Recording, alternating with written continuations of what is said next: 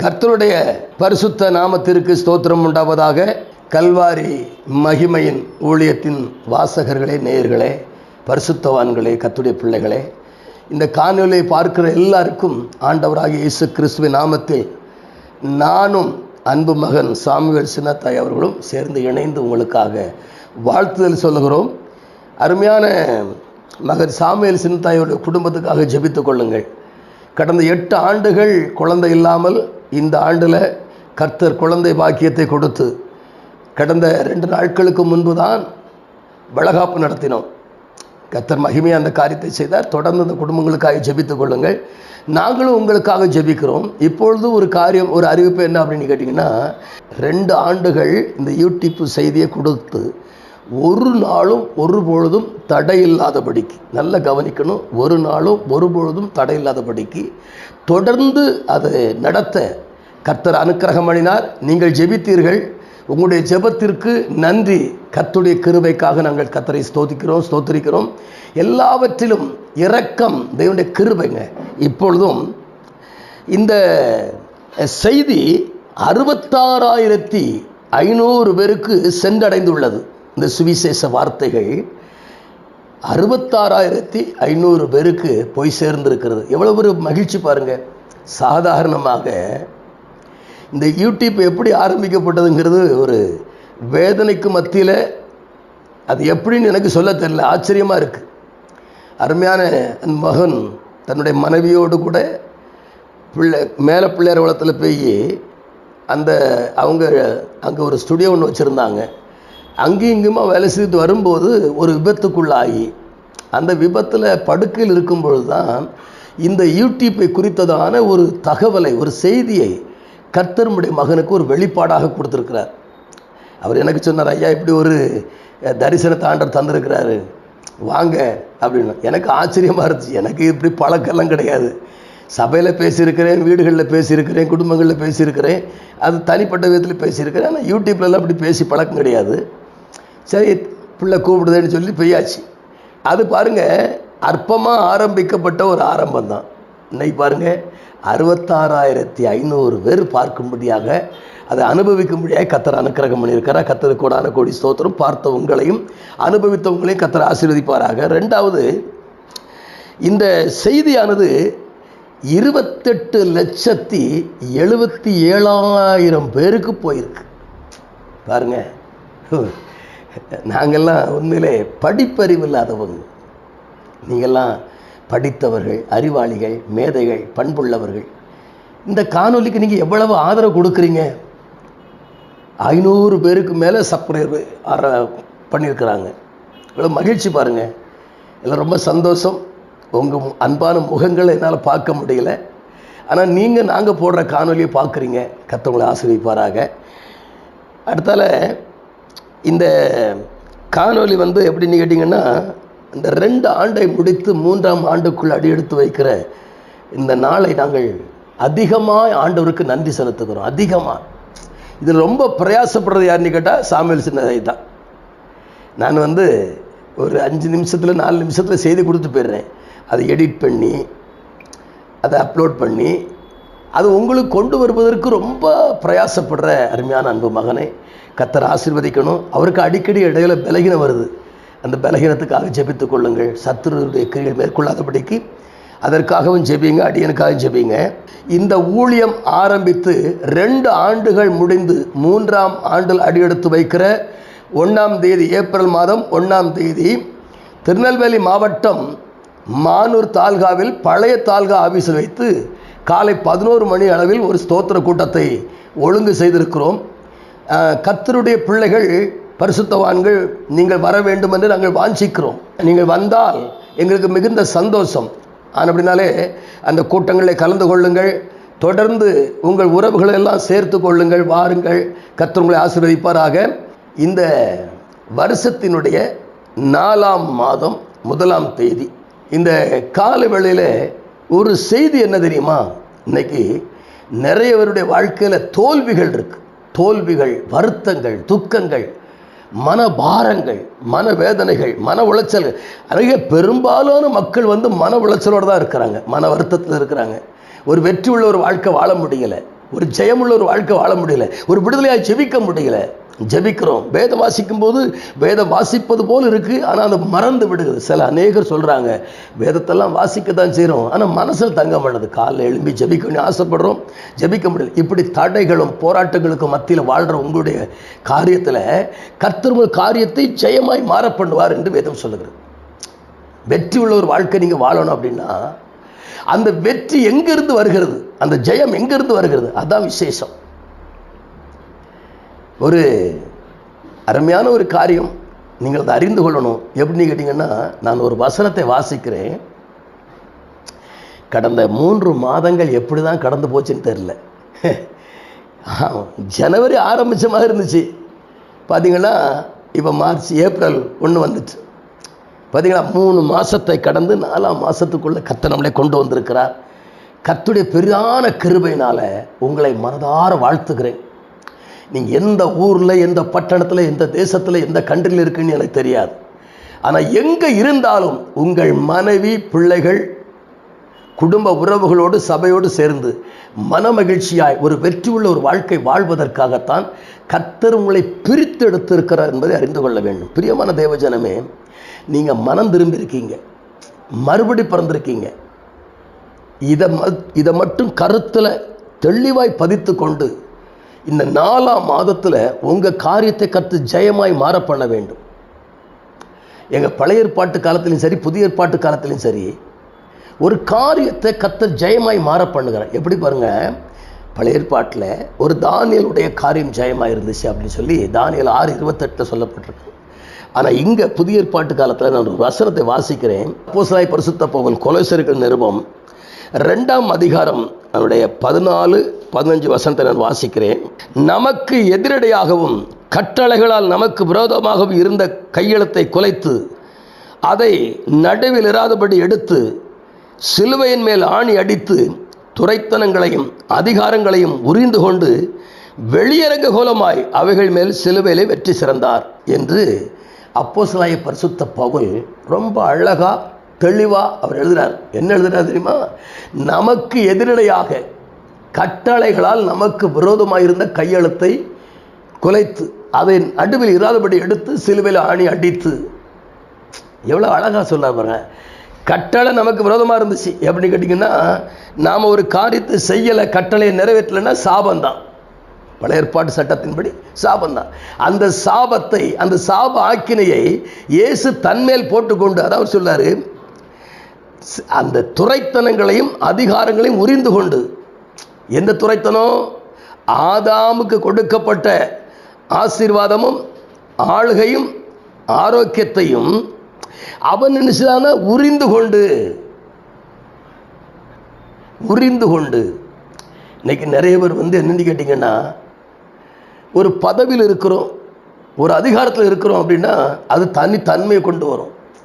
ஆனால் இங்கே என்னன்னு கேட்டிங்கன்னா, பதவியை இழந்து, அதிகாரத்தை இழந்து, ஆசீர்வாதத்தை இழந்து வெளியே துரத்தப்பட்டவர்களாய் மிகுந்த வேதனைக்கு மத்தியில் இருக்கும் பொழுது ஜனங்கள் எல்லாரும் தேவ சமூகத்தில் பரிதவித்து பேசி பேசி பேசி, ஆண்டவரே எங்களை ஆசீர்வதியும், ஆண்டவரே நாங்கள் ஒரு ஜெயமுள்ள ஒரு வாழ்க்கை வாழ வேண்டும், வெற்றி உள்ள ஒரு வாழ்க்கை வேண்டும் என்று பல விதத்தில் என்ன செய்கிறாங்கன்னா போராடி கொண்டிருக்கிற இந்த காலகட்டத்தில்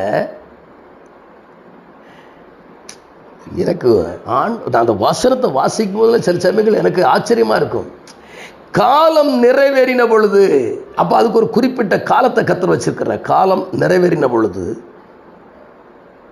ஸ்திரீனிடத்தில் பிறந்தவரும் நியாயப்பிரமாணத்திற்கு கீழானவருமாகி குமாரனை தேவன் உலகத்திற்கு அனுப்பினார்.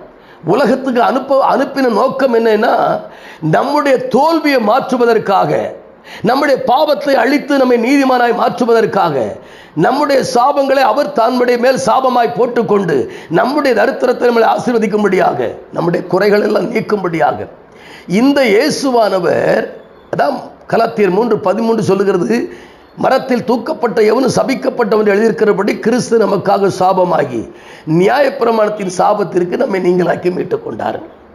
நியாயப்பிரமாணத்தின் சாபத்திற்கு நம்மளை நீங்களாக்கி மீட்டுக் கொண்டார். பிரியமான தேவ ஜனமே, ஒரு சாப சட்டம், ஒரு சாப கையெழுத்து, அதை தேவன் எடுத்து அந்த சாபத்தை நம்மேல் இராதபடிக்கு எடுத்து துரைத்தனங்களையும் அதிகாரங்கள் உரிந்து கொண்டு கல்வாரி சிலுவையின் மேல் வெற்றி சிறந்தார் என்று வேதம் சொல்லுகிறது. இந்த வெற்றியை நாம கொண்டாடுவதற்காகத்தான் இந்த 4ஆம் மாதம் உங்களுக்கு சொல்லக்கூடிய ஒரு காரியம் தெரியுமா? நீங்கள் மனம் திரும்பினவர்களாக இருந்தால், நல்லா கவனிக்கணுங்க, நீங்கள் மனம் திரும்பினவராக இருந்தால், பாவ மன்னிப்பின் நிச்சயத்தை பெற்றவர்களாக இருந்தால், மறுபடி பிறந்தவர்களாக இருந்தால் உங்க காரியம் ஜெயமாய் மாறுங்க. எப்படி அப்படின்னு கேட்குறீங்களா? 2 கொரிந்தியரின் புஸ்தகம் 2ஆம் அதிகாரம் 16ஆம் வசனத்தில், கிறிஸ்துவுக்குள் எப்பொழுதும் எங்களை வெற்றி சிறக்க பண்ணி. நல்லா கவனிக்கணும், மறுபடி பிறந்தவன் வெற்றி வாழ்க்கை வாழணுங்கிறதுக்காகத்தான் இந்த காணொலியை முன்னால் கொண்டு வருகிறோம். நீங்கள்லாம் நம்ம அதுக்கு தகுதி இல்லை அப்படின்னு சொல்லுவீங்க. அப்படி இல்லை. அதே 2 கொரிந்தியர் 3ஆம் அதிகாரம் 6ஆம் வசனத்தில், புது உடன்படிக்கையின் ஊழியக்காரராக இருக்கும்படிக்கு அவர் எங்களை தகுதிப்படுத்தினார். தேவனே உங்களை தகுதிப்படுத்தும் பொழுது நீங்கள் ஏன் தகுதி இல்லைன்னு சொல்கிறீங்க? எனக்கு அது தகுதி இல்லை. சில சொல்லுவாங்க, பாஸ்டர்மார் சொல்லுவாங்க, இந்த இந்த இந்த ஜெப கூட்டத்தில் நீங்கள் ஜெபிங்க அப்படிம்பாங்க. பாஸ்டர் நாளைக்கு தகுதி இல்லை அப்படிங்க. அப்படி கிடையாதுங்க. புது உடன்படிக்கையின் ஊழியக்காரராக இருப்பதற்கு தேவன் உங்களை தகுதிப்படுத்தி இருக்கிறார். புரியுதுங்களா? நீங்கள் தகுதி இல்லைன்னு விலகி போனாலும் அவர் உங்களை தகுதிப்படுத்தி வைத்திருக்கிறாரே. ஆனவனாலே பவுல் என்ன சொல்றார்? கிறிஸ்துவுக்குள் எப்பொழுது எங்களை வெற்றி சிறக்க பண்ணி எல்லா இடங்களிலும் எங்களை கொண்டு அவரை, தேவனை அறிகிற அறிவின் வாசனை வெளிப்படுத்துகிற கர்த்தருக்கு ஸ்தோத்திரம். அப்ப இயேசு கிறிஸ்து அறிவிக்கப்பட வேண்டும் அல்லவா? நீங்க மட்டும் இந்த ரட்சிப்பின் அனுபவத்தை பெற்றது அமைதியா இருக்கலாமா? இந்த ரட்சிப்பில் சில நினைக்கிறீங்க, நாம ரட்சிக்கப்பட்டு அப்படி இப்படிமா இருக்கிறோம், இதுக்கு மேலே இப்போ என்னத்தை சொல்றது? அப்படி இல்லைங்க. நீங்க எப்பொழுது இந்த ரட்சிப்பின் அனுபவத்துக்குள்ள வந்தீங்களோ, மறுபடி பிறந்திருக்கீங்களோ, உங்க காரியத்தை கர்த்தர் ஜெயமாய் மறப்படுவார். எப்படி தெரியுமா? 1 யோவான் அதனுடைய 3ஆம் அதிகாரம் 9ஆம் வசனத்தில், தேவனால் பிறந்தவன் பாவம் செய்யான். இன்னைக்கு நிறைய பேருடைய பிரச்சனை என்ன தெரியுமா? இதான், நான் பாவம் செய்தேன். அப்படி இல்லைங்க. பாவத்தை எல்லாம் முற்றிலும் நீக்கி, எப்படி எபிரேயர் 10:10 சொல்றாரு ரொம்ப அழகாக, அவர் சிலுவையில் சிந்தின இரத்தத்தினாலே தேவனுடைய சித்தத்தின்படி நாம் பரிசுத்தமாக்கப்பட்டிருக்கிறோம். சிலுவையில் சிந்தின இரத்தத்தினாலே தேவனுடைய சித்தத்தின்படி நாம் பரிசுத்தமாக்கப்பட்டிருக்கிறோம். பரிசுத்தம் ஆக்கப்பட்டிருக்கீங்க, நீதிமான் ஆக்கப்பட்டிருக்கீங்க, விடுதலை ஆக்கப்பட்டிருக்கிறீங்க, ஒப்புரவு ஆக்கப்பட்டிருக்கிறீங்க, தேவனோடு உறவில் இருக்கிறீங்க, ஆசீர்வதிக்கப்பட்டிருக்கிறீங்க. ஏங்க நல்லா கவனிக்கணுங்க. இந்த வாழ்க்கை நீங்க ஜெயமுள்ள ஒரு வாழ்க்கை வாழணும், வெற்றி உள்ள ஒரு வாழ்க்கை வாழணும். அதற்காகத்தான் இந்த காணொலியை தேவ சமூகத்தில் காத்திருந்து கொண்டு வருகிறோம். நீங்கள் ஜெயமுள்ள ஒரு வாழ்க்கை வாழ வேண்டும், வெற்றி உள்ள ஒரு வாழ்க்கை வாழ வேண்டும், ஆசீர்வாதமாய் வாழ வேண்டும், பரிசுத்தமாய் வாழ வேண்டும். தேவனுடைய சித்தத்தின்படி இந்த ஊழியத்தை செய்ய வேண்டியது உங்கள் மேல் விழுந்த கடமை. பவுல் சொல்றார், சுவிசேஷத்தை அறிவிக்க வேண்டியது என் மேல் விழுந்த கடமை, அறிவிக்காவிட்டால் எனக்கு ஐயோன்றார். ஆனபடினாலே இந்த வார்த்தையை முழு கவனத்தோடு நீ அங்கீகரிக்கணுங்க. இன்னைக்கு நிறைய பேர் மறுபடி பிறந்துட்டு ஒன்றும் தெரியாத போல வாழ்றாங்க. அப்படி கிடையாதுங்க. மன்னிப்பு, பாவ மன்னிப்பு, மறுபடி பிறப்பு, ஞானஸ்நானம் பெற்ற பிறகு உங்க பேர் பரலோகத்துலலாம் இருக்குது. உங்க ரிஜிஸ்டர், உங்க பேர் ரிஜிஸ்டர்ல இருக்கு. உங்களுக்கு பரத்துல இருந்தா வரணும். இயேசு ஞானஸ்நானம் பெற்ற போது பரத்திலிருந்து ஒரு சத்தம் உண்டாகுது, இவர் என்னுடைய நேசகுமாரன், இவர் மேல் பிரியமாக இருக்கிறேன்னு சொல்றாரு. அப்போ நீங்க ஞானஸ்நானம் பெறும்பொழுது இதைத்தானே கர்த்தர் சொல்லியிருப்பாரு. ஆனால் உங்க காதுகள் அது கேட்கல. ஆனால் யோவான் ஸ்நானகன் அந்த ஞானஸ்நானத்தை கொடுத்து அவர் கரையேறும் பொழுது மத்தேயு எழுதுகிறார், லூக்கா எழுதுகிறார். என்ன எழுதுகிறார் அப்படின்னா, இயேசு ஜனங்களால் ஞானஸ்நானம் பெற்று கரையேறின பொழுது இயேசுவும் கரையேறி ஜெபித்தார், வானம் திறக்கப்பட்டது. உங்களுக்காக வானம் திறந்திருக்குங்க. அதனால தான் யோவான் சொன்னா, பரலோகத்திலிருந்து ஒருவன் கொடுக்கப்பட்டால் வழி ஒன்றும் பெற்றுக்கொள்ள மாட்டான். உங்களுக்கு இயேசுவானவர் எபிரேயர் 10:19-20 சொல்லுதான், நாம் பரிசுத்த ஸ்தலத்தில் பிரவேசிப்பதற்கு இயேசுவானவர் புதிதும் ஜீவனமான ஒரு மார்க்கத்தை வைத்திருக்கிறார். அந்த மார்க்கம் தான் சத்திய மார்க்கம். அந்த மார்க்கம் தான் சத்திய மார்க்கம். அப்ப நீங்க சத்திய மார்க்கத்தில் நடக்கும் பொழுது சத்தியம் உங்களுக்கு நன்மை செய்யாதோ? சத்திய தேவன் உங்களுக்கு நன்மை செய்ய மாட்டாரோ? சத்திய வார்த்தை, சத்தியத்தை அறிவீர்கள், சத்தியம். ஏதோ ஒரு அடிமைத்தனத்துக்காக தான் நீங்க ஜெபித்துக் கொண்டிருக்கிறீங்க. ஆனா வேதம் சொல்லுகிறது, சத்தியத்தை அறிய அறிய நீ என்னென்னலாம் கேட்குறீங்களோ, கேட்க தவறுனீங்களோ, எல்லாவற்றிலும் ஒரு விடுதலை கர்த்தர் வைத்திருக்கிறார். ஆமென். அப்போ நீங்க ஜெயமுள்ள ஒரு வாழ்க்கை வாழணும், வெற்றி உள்ள ஒரு வாழ்க்கை வாழணும்.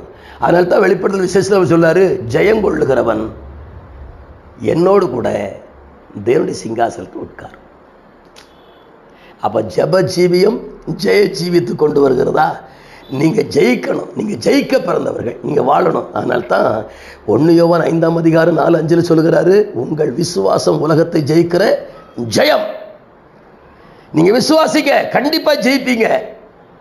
இந்த 4 மாசத்துல உங்களுக்கு விரோதமாக எழும்புகிற எல்லா சத்துருவையும் அழித்து, சத்துரு வெள்ளம் போல் வரும்பொழுது கர்த்தருடைய ஆவியானவருக்கு விரோதமாக கொடியேற்றுவாராம். அப்ப கொடியேற்றுகிறவர் உங்களோடு கூட இருக்கும் பொழுது உங்களுக்கு விரோதமாக எழும்புகிற எல்லா தீமைகளையும் கர்த்தர் முறித்து அடித்து உங்க கையில கொடுப்பார், ஜெயத்தை கொடுப்பார்.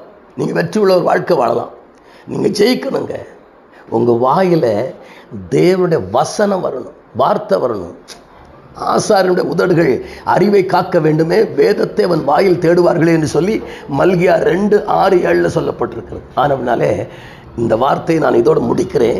நீங்க ஜெயிக்க பிறந்தவர்கள், நீங்க வாழ பிறந்தவர்கள், மரிப்பதற்கல்ல, மகிமையான வாழ்வு வாழ்வதற்காக தேவனால் பிரித்தெடுக்கப்பட்டு அவர் சாயலாய் மாறுவதற்காக கர்த்தர் தெரிந்து கொண்டார். நாம் ஜெபிப்போமா? மகா பரிசுத்தமும் கிருபையும் இரக்கமும் நிறைந்த அன்பு பிதாவே, உம்முடைய வாழ்கிறது சிலுவையிலே வெற்றி சிறந்த இயேசு கிறிஸ்து. அந்த வெற்றியை பவுல் சொல்லுகிறான், கிறிஸ்துவுக்குள் எப்பொழுது எங்களை வெற்றி சிறக்க பண்ணுகிறீர் என்று. இந்த வெற்றி வாழ்க்கையை, இந்த ஜெய ஜீவியத்தை, ஜெப ஜீவியத்தை கர்த்தாவே ஒவ்வொரு பிள்ளைகளும் கொடுத்து ஒவ்வொரு பிள்ளைகளும் மறுபடி எழும்ப வேண்டும் என்று நாங்கள் ஜெபிக்கிறோம். எல்லா விதமான போராட்டங்களுக்கும் வேதனைகளுக்கும் விலக்குவீராக உடைய பிள்ளைகள் ஜெயித்து ஜெயம் பெற கர்த்தர் உதவி செய்யுங்க. ஆட்கொண்டு நடத்துங்க, பொறுப்படுங்க. இந்த காணொலியை கேட்கிற ஒவ்வொருடைய வாழ்க்கையிலும் பெரிய மாற்றம் உண்டாகட்டும். இதற்கு உதவி செய்கிற ஒத்தாசையாக இருக்கிற அருமையான அன்பு மகன் சாமுவேல் சின்னத்தாய்க்காக நாங்கள் செபிக்கிறோம். தொடர்ந்து அவருடைய சரத்தில் இருக்கிற பலகீனங்கள் சுகவீனங்கள் எல்லாம் மாறட்டும். இந்த காணொலியை கேட்கிற ஒவ்வொருடைய வாழ்க்கையிலும் பெரிய மாற்றம் உண்டாகட்டும். நன்மை கிருபை தொடர்ந்து ஆசீர்வதிங்க. இயேசுவின் நாமத்தில் ஜெபிக்க நல்ல பிதாவே. ஆமேன், ஆமேன். God bless you.